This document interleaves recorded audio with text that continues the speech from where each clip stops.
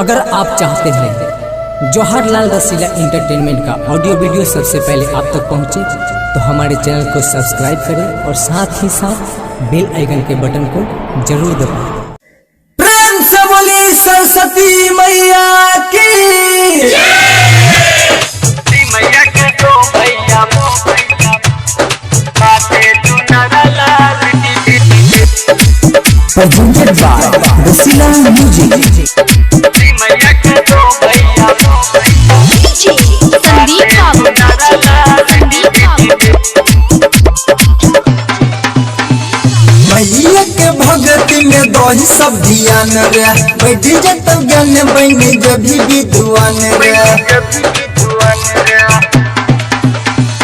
मैया के भगती में दही सब ध्यान रे बैठ जत ज्ञान बने जब भी विद्वान रे हर्ष पर सवार मैया बिना बाली एलै।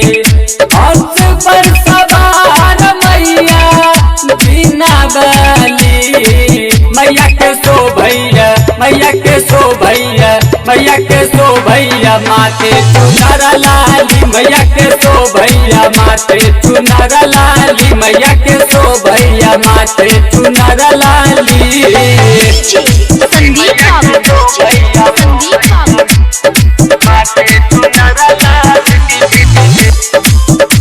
presented by Rasila music. मैया के तो भैया बातें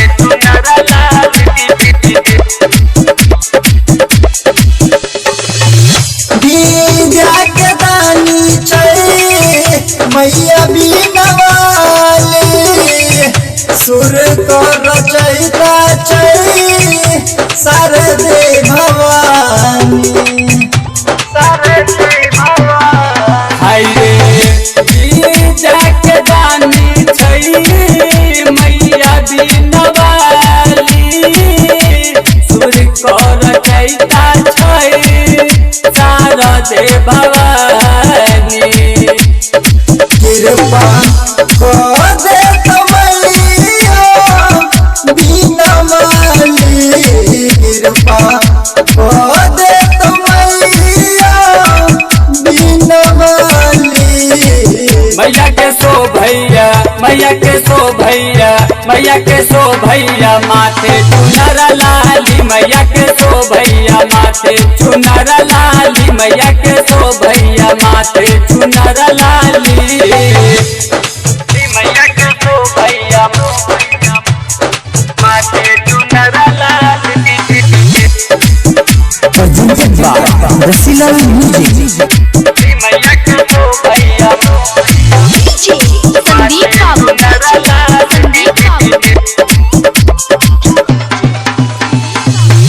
रोमिस रसीला को सुर को सजाई दे विनती करई छौ बेटा अचेरे ओढ़ाई दे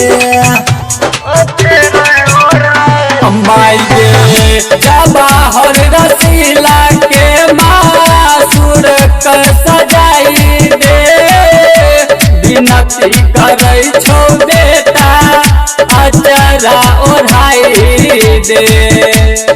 लिखो चंदन साथी भजन द्वार आई लिखो चंदन साथी भजन द्वार आई मैया के सो भैया मैया के सो भैया मैया के सो भैया माथे चुनर लाली मैया के सो भैया माथे चुनर लाली मैया के सो भैया माथे चुनर लाली। मैया के भक्ति में दही सब ध्यान रे बेटी जत ज्ञान बन जभी विद्वान रे हर्ष पर सवार मैया बिना बाली एलै। हर्ष पर सवार मैया बिना बाली मैया के सो भैया मैया के सो भैया मैया के सो भैया माथे चुनर लाली मैया के सो भैया माथे चुनर लाली मैया के सो भैया माथे चुनर लाली रसीला